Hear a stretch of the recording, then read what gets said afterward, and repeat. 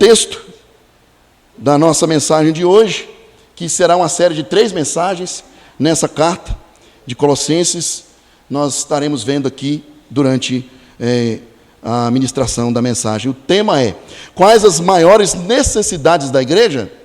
Então, a primeira questão que nós estaremos tratando hoje aqui é a oração, a urgência no pedido. O texto que nós separamos para a nossa ministração, que acabamos de falar com os irmãos, está em Colossenses, capítulo 1, verso 9. O apóstolo Paulo escreveu aos irmãos ali, dizendo: não cessamos de orar por vós e de pedir que transbordeis de pleno conhecimento da sua vontade, em toda sabedoria e entendimento espiritual. Feche os seus olhos.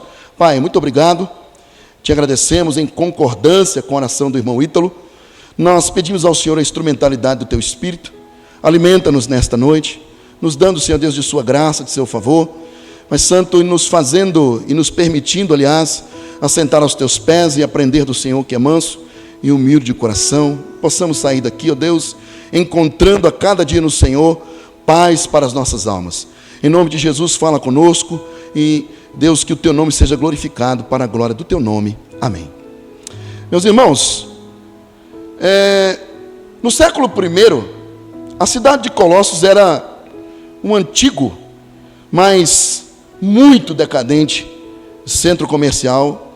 E essa cidade ela ficava a mais ou menos 100 quilômetros a leste de Éfeso. E estava localizado na rota das caravanas que passava pelo Vale Licos. E essa região do Vale Licos é a região que ficava ali, onde ficava situada as cidades de Laodiceia e Herápolis, uma região que possivelmente tenha sido evangelizada anteriormente pelos cristãos da Galácia. E aqui, essa questão envolvendo essa evangelização é uma teoria que talvez ela não possa ser excluída, pois os colossenses devem ter ouvido a mensagem cristã pela primeira vez por intermédio do ministério do apóstolo Paulo em sua terceira viagem, porque o apóstolo Paulo ele estava fazendo essa série de viagens missionárias e nessa incluiu os cristãos da cidade de Colossos, apesar que Paulo não conheceu os irmãos daquela igreja. Nós estamos diante de uma igreja aonde o apóstolo Paulo, ele pregou o evangelho, ele ministrou a palavra da salvação, formou discípulos, mas não conheceu a igreja que estava e que foi fundada na cidade de Colossos. E essa viagem do apóstolo Paulo, que é a terceira viagem, que inclusive carregava essa mensagem, ela aconteceu entre os anos de 53 e 56 depois de Cristo, e está registrada lá em Atos, no capítulo 19, verso 10, aonde Lucas, ele relata dizendo que durou isto por espaço de 2 anos, dando ensejo, ou seja, o apóstolo Paulo dava ensejo com a pregação do evangelho, para que todos os habitantes da Ásia ouvissem a palavra do Senhor, tanto judeus quanto gregos. Possivelmente o apóstolo Paulo passou pela cidade a caminho de Éfeso, mas como falamos, ele não conheceu pessoalmente os cristãos de lá.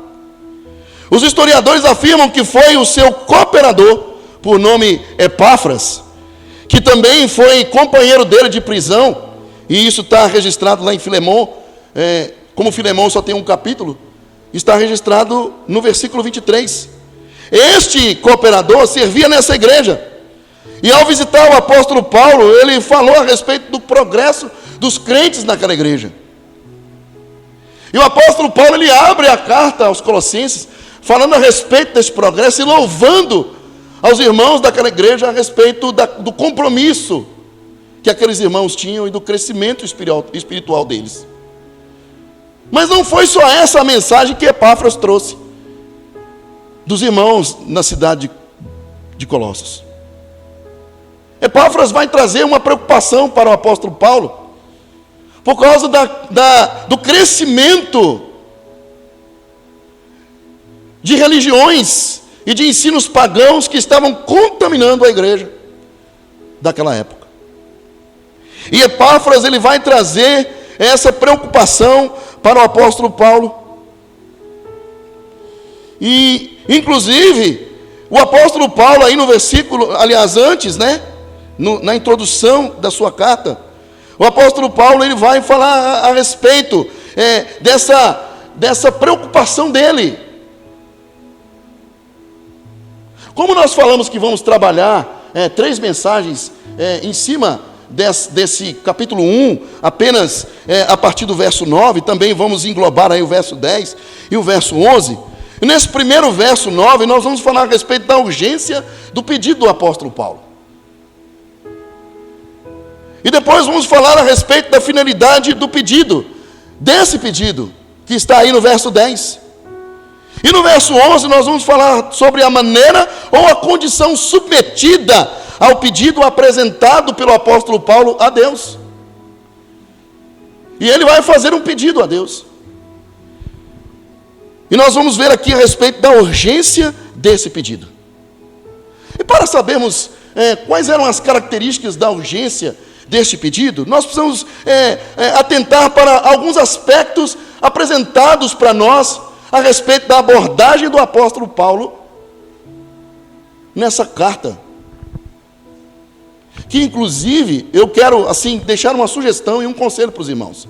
Leiam essa carta, dando atenção para o capítulo 3. Se todo crente lesse o capítulo 3 da carta aos Colossenses todos os dias, ele seria um crente melhor, um crente mais parecido com Jesus. A carta inteira é uma bênção. Nós estamos diante de um livro abençoado, num livro que é a nossa regra de fé e prática. Mas a minha sugestão para os irmãos nesta noite é que os irmãos se atentem para a mensagem do apóstolo Paulo aos Colossenses, principalmente no capítulo 3. E a primeira questão que o apóstolo Paulo, e que nós vamos tratar nesta noite, é sobre a importância da intercessão do apóstolo Paulo. Ele vai dizer: não cessamos de orar por vós. E já de início, no versículo 9, Paulo, ele abre o versículo falando a respeito da razão pela qual ele está intercedendo pelos colossenses. Ao usar essa expressão, o apóstolo revela o motivo de suas orações a Deus em favor dos irmãos daquela cidade. Pois aqui, Paulo se refere ao passado, à realidade da graça de Deus que chegou de forma salvadora até aqueles irmãos na igreja que foi plantada ali, revelando a eles o evangelho que trouxe a salvação. E quais eram os aspectos que o apóstolo Paulo estava apresentando a Deus? E que por causa desses aspectos, o apóstolo Paulo estava preocupado com a contaminação crescente sobre aquela igreja. E ele apresenta os aspectos que o evangelho de Cristo trouxe para aqueles irmãos. Ele trouxe fé, o evangelho de Cristo trouxe amor, o evangelho de Cristo trouxe esperança e salvação no Filho de Deus. Dos versículos 4 e 5 ele declara: desde que ouvimos da vossa fé em Cristo Jesus, do amor que tendes para com todos os santos, por causa da esperança que vos está preservada nos céus, da qual antes ouvistes pela palavra da verdade do Evangelho. E que graças a Deus também chegou até nós. Ou seja, nós fomos alcançados por essa palavra. E eram essas as boas notícias trazidas por seu cooperador, e também as razões pelas quais incessantemente o apóstolo Paulo levava até Deus a sua intercessão em favor daquela igreja. Então, nós fazemos a seguinte pergunta: o porquê da urgência do pedido de Paulo? Na verdade, esse pedido se deu, como já falamos, pelo perigo que os crentes em Colossos estavam passando, aliás, a crescente heresia disseminada entre eles, além de os influenciar na busca por uma experiência pessoal mística. Algo que era estranho às Sagradas Escrituras, Também os induzia a viver uma vida descentralizada de Cristo, empenhada na satisfação das coisas materiais e na dos prazeres carnais e temporais desse mundo. Essa era a contaminação que estava rompendo porta dentro da igreja daquela cidade. E, meus irmãos, nós precisamos olhar para a carta do apóstolo Paulo a esta igreja, e se pudéssemos transformar essa carta num óculos, como eu sempre gosto de falar, e olharmos para a igreja no Brasil, porque é sobre isso que nós vamos falar aqui nesta noite. A crescente heresia e contaminação pagã que tem tomado conta das igrejas, e vamos ficar aqui numa microvisão somente da igreja no Brasil, mas nós sabemos que a igreja do mundo está passando por isso. É por isso que eu costumo dizer que Israel não é o relógio de Deus. Deus não tem compromisso com Israel, como nós já sabemos. Deus tem compromisso com a sua noiva, com a sua igreja. Deus não tem compromisso com nação. Deus não possui bandeiras. Porque se fosse assim, de que lado Deus estaria entre a guerra da Rússia e a Ucrânia, Israel e o grupo fundamentalista chamado Hamas? Ou de que lado Deus estaria na decisão do ditador Nicolás Maduro de invadir a região de Essequibo, na Venezuela? De que lado Deus estaria, se Deus é um Deus que é comprometido com nações? Deus é comprometido com a sua igreja. Deus é comprometido com o seu povo. E se Israel não é o relógio de Deus, quem é o relógio de Deus? É a igreja. A Bíblia diz que antes que se manifeste o anticristo, é necessário que apareça e que se manifeste a apostasia no meio da igreja. E a palavra apostasia quer dizer afastamento da verdade. E olha o que está acontecendo com a igreja no Brasil. Por isso, a urgência do pedido do apóstolo Paulo. A igreja de Colossenses estava sofrendo a influência da religião greco-romana, caracterizada pelo politeísmo, com as características de figuras antropomórficas, ou seja, esse termo aqui, ele vai atribuir características ou aspectos humanos a animais, deuses e elementos da natureza. Era esse tipo de prática que estava adentrando dentro da igreja naquela cidade. E olha o que está acontecendo com a igreja no Brasil. Eu me lembro que uma vez, em Belo Horizonte, eu fui entregar uma carta a um certo pastor lá. E quando eu entrei na igreja para entregar, porque ia encontrar na igreja dele para depois eu ir para a minha, eu encontrei no altar a Arca da Aliança. E do lado do altar uma tenda. E a menorá, e por aí vai. Irmãos, esse tipo de símbolo não faz parte mais dos nossos cultos, do nosso culto. A Bíblia diz que o verdadeiro adorador adora a Deus em espírito e em verdade. Nós não estamos presos a elementos para adorar a Deus. O único elemento que nos prende e que nós precisamos dele é a palavra de Deus. Mas ela também não pode ficar reduzida a um livro, porque ela tem que estar gravada no seu coração. Essa é a característica do povo da nova aliança. A aliança em Cristo Jesus.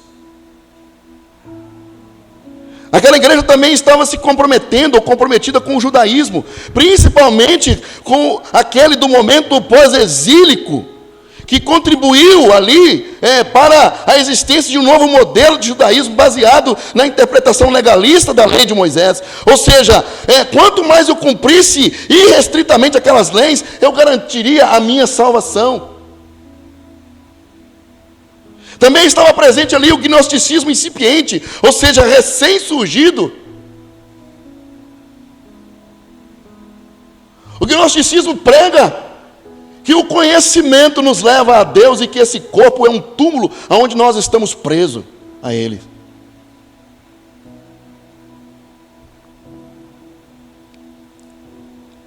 As religiões de mistério também estavam proliferando na Ásia Menor, principalmente na época do primeiro século. Por isso o apóstolo Paulo traz um alerta aos nossos irmãos daquela época. Lá em Colossenses, no capítulo 2, a mesma carta, no versículo 8, ele diz assim: cuidado, que ninguém vos venha enredar com sua filosofia e vãs sutilezas, conforme a tradição dos homens e conforme os rudimentos do mundo, e não segundo Cristo. Paulo aqui escreve contra qualquer filosofia de vida apoiada única e exclusivamente em ideias humanas. Mas ele não está aqui condenando a filosofia que em si, no grego, que significa o amor à sabedoria. Não é isso que o apóstolo Paulo está fazendo. O apóstolo Paulo não está combatendo o desejo do cristão possuir e adquirir conhecimento. Mas ele está combatendo filosofias humanas que possuem várias propostas para o homem enfrentar os problemas e que não incluem Deus. A internet hoje é um veículo poderoso. Já há um projeto tramitando no Congresso Nacional para acabar com a internet no Brasil. Se você não sabe, pesquise. Isso é outro assunto. A internet é um instrumento poderoso. E ela vai aonde muitos não podem ir. Inclusive no período da pandemia foi o instrumento que mais ajudou a igreja.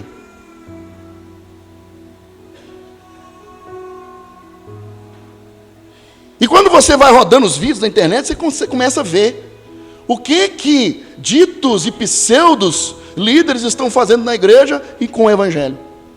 Eu quero dar a você um curso, é gratuito, pode entrar aí, clique no Saiba Mais, para que você vire a chave, a fim de que você se conecte com Deus, e todas as promessas que a palavra de Deus tem se cumprirão na sua vida. Clique aí. Mas em momento algum, nas palavras desse dito líder, nós ouvimos dizer que a palavra diz que Jesus Cristo, ele se manifestou para salvar o homem, e para desfazer e destruir as obras das trevas, levar o homem ao arrependimento, e ter uma nova vida no Filho de Deus, em momento algum. Esta é a mensagem verdadeira do Evangelho, e ela tem sido vilipendiada. Essa era a preocupação do apóstolo Paulo e a urgência no pedido. Uma outra coisa que estava presente ali era a confissão positiva. Meus irmãos, há muitas propostas do homem para enfrentar os seus problemas, e estas propostas não incluem Deus, como por exemplo o que já falamos, a confissão positiva. Consiste em uma espécie de poder mágico que alteraria a realidade concreta do indivíduo apenas pelo poder da fé. Mas uma fé sem fundamento e totalmente desvirtuada da doutrina de Deus. Simplesmente o da palavra declarada. E assim como naquela época, essas práticas contaminaram a igreja de hoje, como já falamos. Pois o ensino da confissão positiva, misturado à teologia da prosperidade, ela adentra a igreja a partir do século XX. Influenciando os movimentos dentro da igreja que interpretam a Bíblia de maneira muito diferente do normal, como a ciência cristã e o novo pensamento. Alguns pregadores, meus queridos, começam a ensinar que se pode forçar o mundo a nos dar o que queremos, invocando palavras da Bíblia. No entanto, o poder das nossas palavras tem limite. Se dizemos coisas negativas, não significa que só nos irá acontecer coisas negativas, mas apenas estaremos olhando para coisas negativas. A mesma coisa acontece com questões positivas, que é a chamada teologia do determinismo, aonde eu determino coisas positivas na minha vida. Eu sou saudável, eu sou saudável, eu sou saudável. Aí não vai no médico. Eu sou rico e não quer trabalhar. Deus vai me fazer rico, Deus vai me abençoar, vai cair do céu e eu vou ter tudo que eu quero. Esse é o ensinamento espúrio dentro da igreja. E em nenhum momento há espaço para o verdadeiro evangelho que confronta o crente e principalmente o ímpio. que é necessário que ele se arrependa de seus pecados e receba Cristo como seu Salvador. E que nós, como crentes, filhos de Deus, noiva do Cordeiro, precisamos viver uma vida de santidade, uma vida que agrade a Deus, pois essa é a vontade do Senhor em Cristo Jesus para as nossas vidas. Então esse é o primeiro aspecto. E o apóstolo Paulo, aos Tessalonicenses, em sua primeira carta, no capítulo 4, verso 11, ele vai declarar: e diligenciardes por viver tranquilamente. Ele vai falar aqui, meus irmãos, que nós precisamos diligenciar, ou diligentemente. A palavra diligente aqui é ter cuidado, é ser meticuloso. Uma pessoa que tem atenção com as práticas pelas quais ele precisa ter. E o que ele está falando aqui? Ele está falando a respeito de vivermos de forma tranquila, porque não é porque nós estamos determinando que algo vai acontecer. E o apóstolo Paulo vai trabalhar aqui isso nessa carta, dizendo: e diligenciardes por viver tranquilamente, cuidar do que é vosso e trabalhar com as próprias mãos, como vos já ordenamos. A igreja aqui estava vivendo o retorno de Jesus. Se Jesus vai voltar, então para que trabalhar? Abandonar o trabalho e começar a viver de brisa. E o apóstolo Paulo ele vai aconselhar: olha, Jesus Cristo vai voltar de fato, é uma promessa líquida e certa na palavra de Deus. Mas nós não podemos cruzar os braços e achar que vai cair do céu. E quando não é ensinado cruzar os braços e dizer que Deus vai fazer por nós, ou vai fazer por você, é ensinado que nós precisamos sacrificar.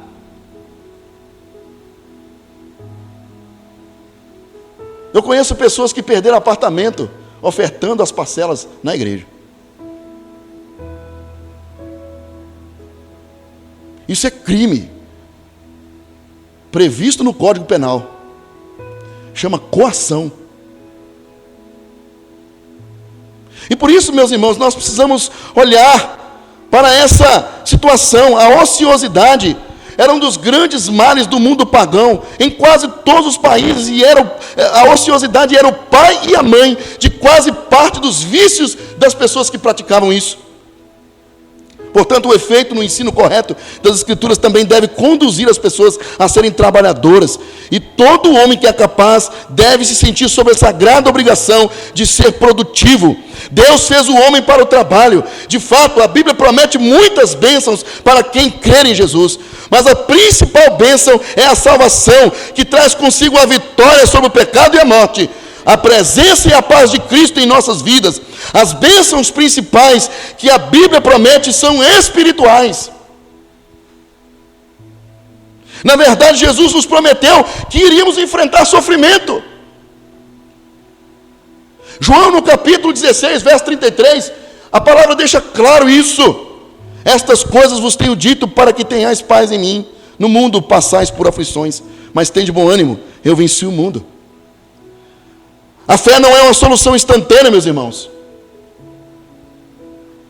Por isso, a urgência na oração do apóstolo Paulo, para que realmente seus leitores fossem fortificados contra o falso ensino, que perdura até hoje e se prolifera na igreja brasileira.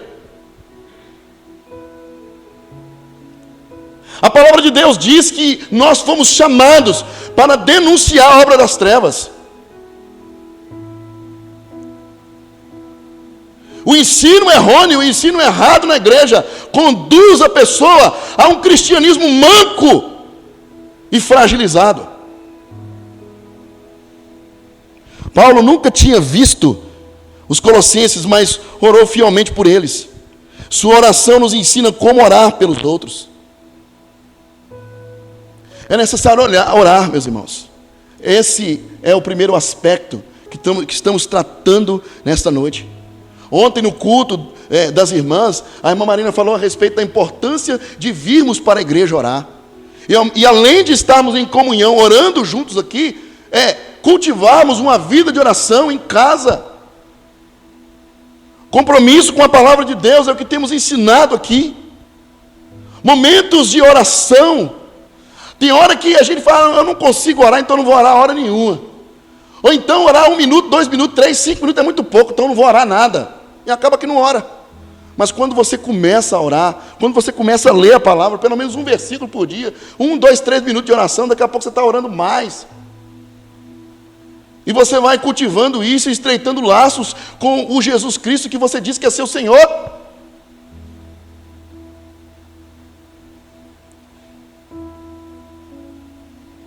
A oração do apóstolo Paulo nos ensina como orar pelos outros.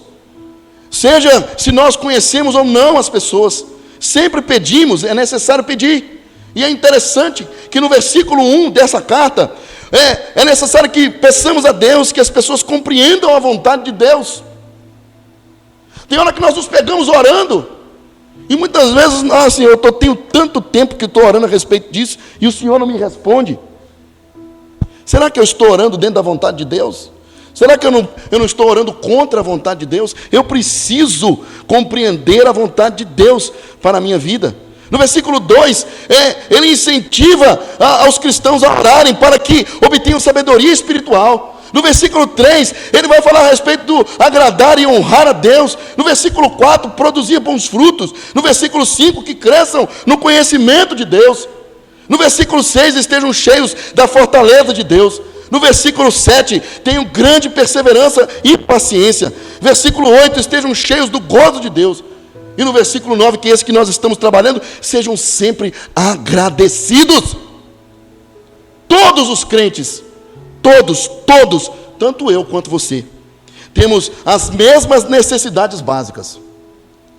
Quando você e eu aprendemos a orar, não somente por nós, mas interceder pelo outro, inclusive na penúltima mensagem do pastor Cleilson lá, encerrando a carta do apóstolo Paulo, a primeira carta aos Tessalonicenses, os ensejos finais, o penúltimo não, o segundo, dos ensejos finais que fala a respeito da oração.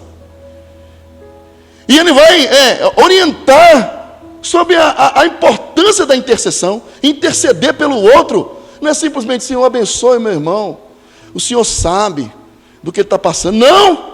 O apóstolo Paulo sabia das necessidades daquela igreja e orava denominando e dando nome, apontando os problemas. Senhor, o Senhor sabe do fulano, o Senhor sabe que está enfrentando isso. Senhor, eu estou me colocando, intercessão é se colocar entre a pessoa e o problema. Senhor, eu estou me colocando entre a pessoa e o problema, apresentando diante do Senhor. Deus me revista por causa dos ataques do inimigo, mas eu quero me colocar diante do Senhor em intercessão pelo meu irmão. Isso é orar.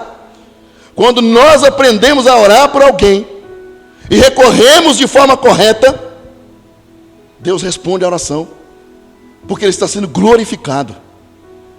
Sabe onde? Na comunhão da igreja. Ainda que a resposta para você seja um não de Deus, mas o Senhor, Ele foi glorificado na comunhão da igreja. Um outro aspecto que nós precisamos atentar, Paulo também ora a fim de que seus leitores sejam cheios do conhecimento da vontade divina, e ele escreve, para que transbordeis. Na versão Almeida Corrigida Fiel, ele vai dizer que sejais cheios do conhecimento de sua vontade. O termo aqui no grego é plero, cheio. O verbo está conjugado no auristo do subjuntivo, referindo-se a uma ação simples e indefinida. Ou seja, o grego aqui estaria assim, para que fossem cheios. Ou seja, o apóstolo Paulo estava orando, desejoso, para que a partir do evangelho pregado ali, aqueles irmãos já estivessem sendo cheios de toda a plenitude do Espírito de Deus. E não somente agora, pelo fato de eu estar pedindo, isso tem que ser corriqueiro na vida do crente, na sua vida, o crente da cidade de Colossos. Na nossa vida, o Espírito de Deus, ele tem que estar conosco. Não somente residindo, mas presidindo. O Espírito Santo mora em mim, mas Ele manda em você. Nós estamos estudando isso às quartas-feiras. Qual é o dom que você tem? Qual é o fruto que você tem apresentado diante de Deus como seu testemunho? E o dom que você tem usado ele para servir seu irmão? Para servir a igreja? Para servir a sociedade? É nisso que Deus é glorificado. É necessário que haja conhecimento. É necessário que haja entendimento. É necessário que haja o preenchimento desse conhecimento da vontade de Deus. Mas como é que um crente pode obter conhecimento? E qual é a importância disso, em primeiro lugar? Ele vai dizer que nós devemos desejar as Escrituras para o conhecimento. É o que falamos anteriormente. Como tem sido o seu relacionamento com este livro que você traz toda noite para a igreja? No último culto das mulheres, lá na nossa sede, o pastor falou a respeito daquilo que sempre falamos, tanto aqui quanto lá. O que nós temos feito com aquilo que temos ouvido de púlpito e nos estudos? Como é que tem sido o seu cultivar com o relacionamento desse livro que você tem liberdade de ter tantos quanto você quiser na sua casa? Sendo que países na África, no norte da África, no sul da Ásia, em alguns países é necessário enfrentar uma fila gigantesca para ler pelo menos um versículo da Bíblia escondida naquela cidade. É necessário desejarmos a palavra de Deus. Pedro declara na sua primeira carta, no capítulo 2, verso 2: desejai ardentemente, como crianças recém-nascidas, o genuíno leite espiritual, para que por ele vos seja dado crescimento para a salvação. A frase aqui, desejai como crianças, as palavras gregas sugerem uma fome impaciente de uma criança. Quem é mãe aí de criança pequena sabe, né, Valquíria? Quando a Ana Luísa está com fome, qual que é o sinal que ela dá? Se você não chega a tempo. A Júlia, quando era pequenininha, ficava até roxa. O bebê, ele dá o sinal. E a mãe conhece os tipos de choro. Quando é fome, quando é necessidade de trocar e quando é sono. Eles se diferem entre si. Então qual é o choro de fome? Um choro impaciente. Um choro voraz, de desejo, porque a hora da refeição chegou. Quando chega a hora da refeição na sua vida espiritual? Quando você sente necessidade de se alimentar da palavra de Deus? Ontem, de tarde, no final da tarde, eu comentei com a Leila. Eu falei com ela assim: hoje eu não bebi um copo d'água. Principalmente quando está chovendo. Já viu que o desejo de beber água diminui? Quando está fazendo frio, o desejo de beber água diminui. Nós precisamos nos policiar. Quando você vai ao banheiro, e me desculpem aqui abrir um parênteses, e você nota que a sua urina está amarelona, saiba que você está totalmente em risco. O carburador está seco, precisa de água. Da mesma maneira que nós precisamos de água, devemos ter necessidade da palavra de Deus. Devemos desejar essa refeição. Esse deve ser o sentimento que nos prende à palavra. Senhor, eu não posso começar o meu dia antes de ler a palavra. Senhor, eu só tenho esse momento, eu tenho 1h30 de almoço, então 10 minutos eu vou separar para a sua palavra. Eu vou chegar em casa, eu sei que eu vou encontrar comida lá pronta, ou então eu vou chegar e encontrar a comida na geladeira separadinha. É só esquentar. Então, enquanto esquenta, Senhor, eu quero sentar aqui e ter um encontro com o Senhor. Faça isso. O ano ainda está começando. Mude isso na sua vida. Vamos mudar isso juntos. Marcar encontros com a palavra de Deus. Mesmo que você não compreenda, anote o que você não compreende, traga para a igreja e compartilhe conosco.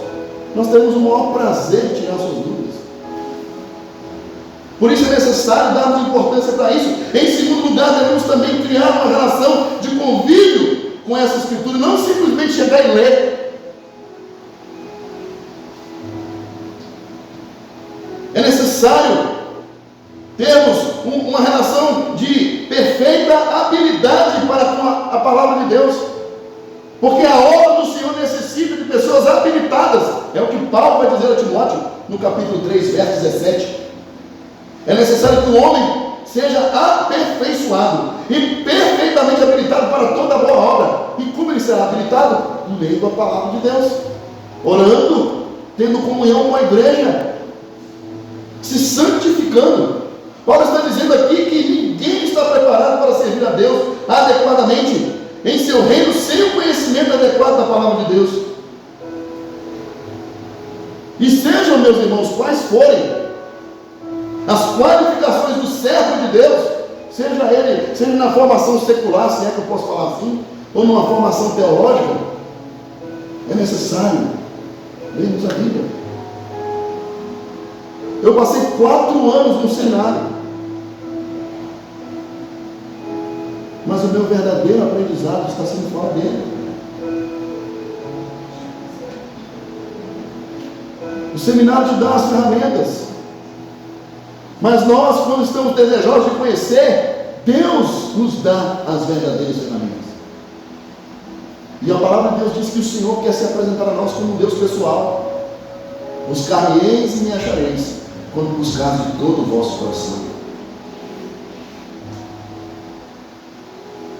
Eu serei achado de vós, diz o Senhor, e farei mudar a vossa sorte. É necessário, irmãos, converter o nosso sorriso em choro e pranto diante de Deus.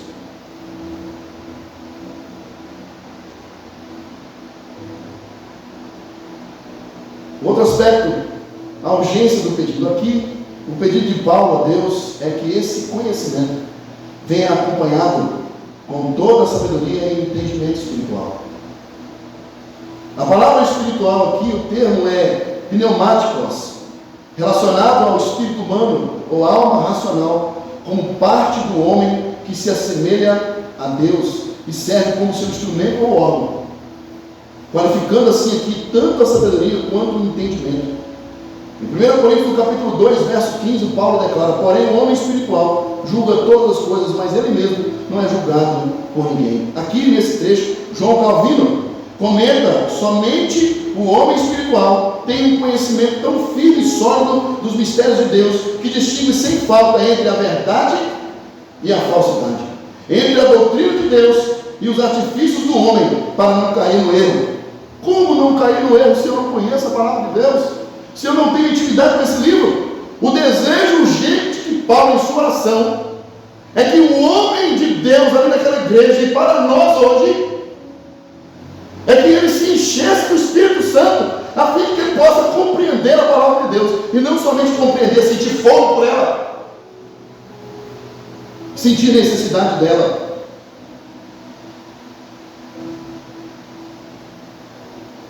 E assim, o irmão de Jesus, Tiago, no capítulo 3, verso 17, também declara: a sabedoria, porém, lá do alto, é primeiramente pura, depois pacífica, indulgente, tratável, plena de misericórdia e de bons frutos, imparcial e sem fingimento. Por que nós estamos citando isso?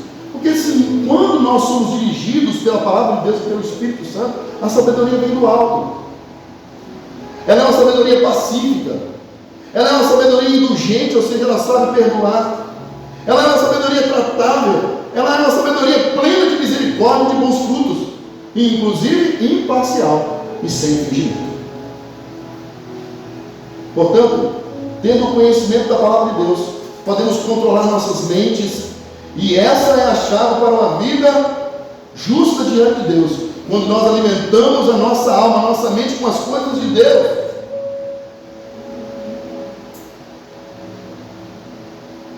Jesus, em Mateus no capítulo 12, apenas a parte B do versículo 34, ele vai dizer: porque a boca fala do que o coração está cheio. Do que você tem enchido o seu coração? No último estudo nós falamos a respeito do problema, de que eu quero um culto abençoado. Não senti nada, doutora Alexa? Eu saí da igreja e o culto não foi bom, eu não senti nada. Mas como é que você vai sentir, se é que tem que sentir, se a gente se alimenta o dia inteiro de coisa que não presta? E vem para a igreja para adorar a Deus, cheio de coisas que não envolve Deus, envolve tudo, menos Deus.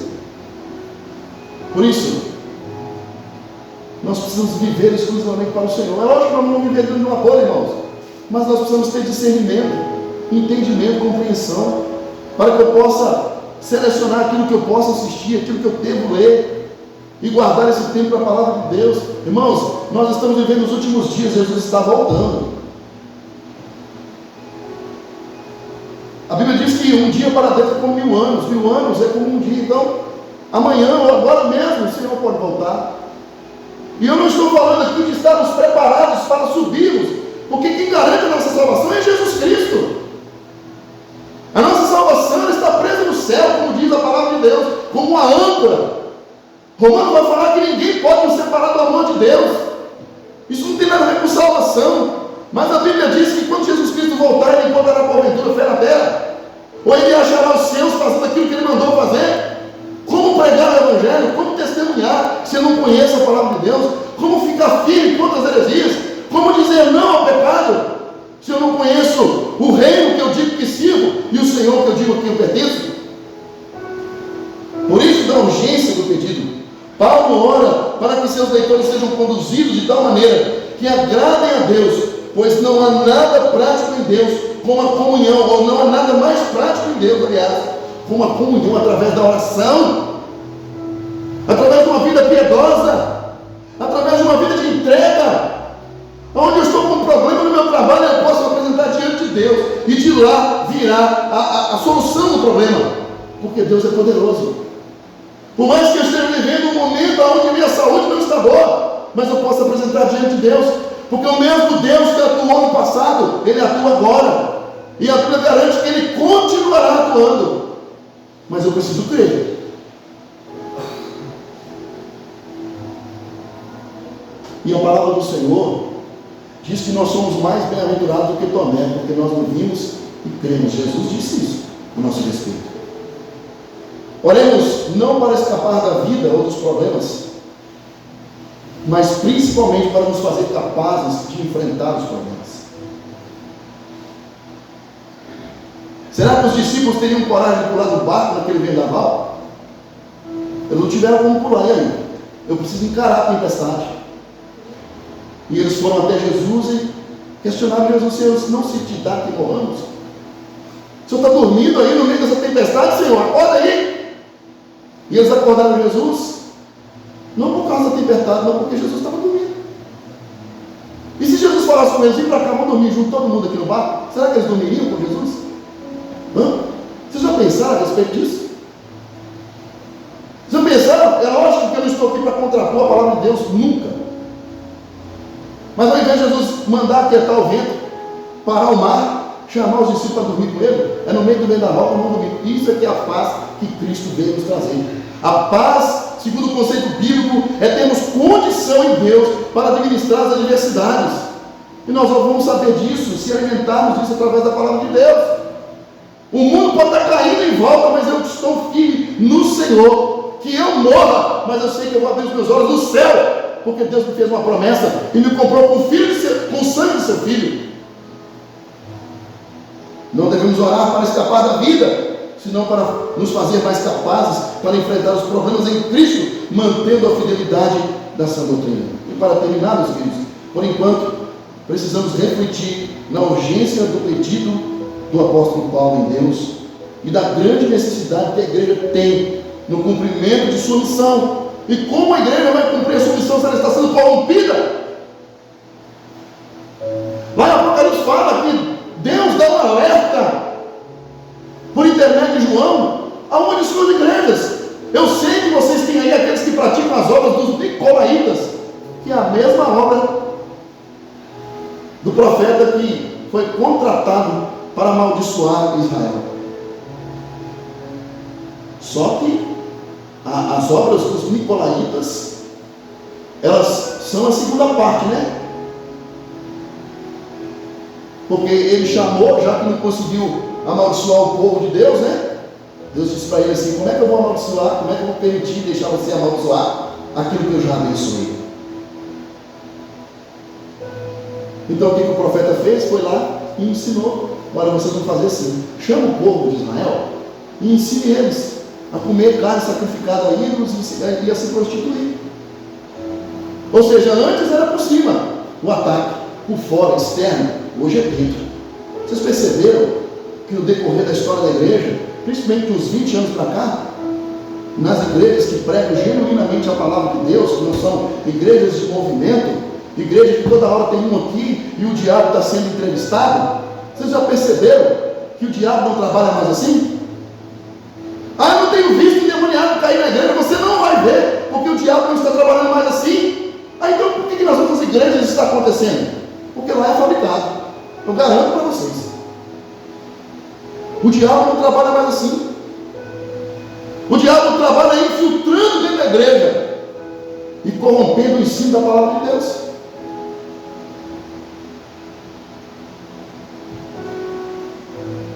Por isso nós precisamos compreender a necessidade da igreja estar sempre em oração para o cumprimento de sua missão, vigilante, estar pois firmes e vigilantes, porque o diabo, o vosso adversário, anda ao derredor, procurando a quem possa tratar. E não tem vigilante ou vigia ou segurança que vai fazer uma segurança ou está cumprindo ali um horário na guarita, vamos dizer assim, sem uma arma. E a arma do crente é a palavra de Deus, a oração, a fé e o cumprimento de todas as exigências de uma vida cristã equilibrada. Por isso, sem tal providência, ou seja, oração, jamais conheceremos a vontade de Deus, muito menos discerniremos o seu caminho. É como disse William Barclay, um pastor escocês do século XX: o primeiro objeto da oração não é tanto falar com Deus, mas sim buscar discernir a sua voz e estarmos atentos à sua vontade, ou seja, ouvi-lo. Rogo a Deus que esse também seja o seu maior desejo: orar a Deus, ouvir a voz de Deus. Senhor, eu estou orando corretamente? Como eu devo orar, Senhor? É assim que o Senhor quer que eu ore? Senhor, eu conheço a necessidade do irmão, eu estou apresentando diante do Senhor. Eu creio que o Senhor é poderoso para agir. Por isso, Senhor, faça a tua obra. Eu não posso ir lá, Senhor, mas o Senhor pode. Isso é orar, isso é interceder. Isso é atender a urgência do pedido. Amém? Deus abençoe a sua vida. Que a palavra possa frutificar no seu coração. Que a graça de Deus se multiplique na sua vida, na vida de sua família em Cristo. Vamos orar?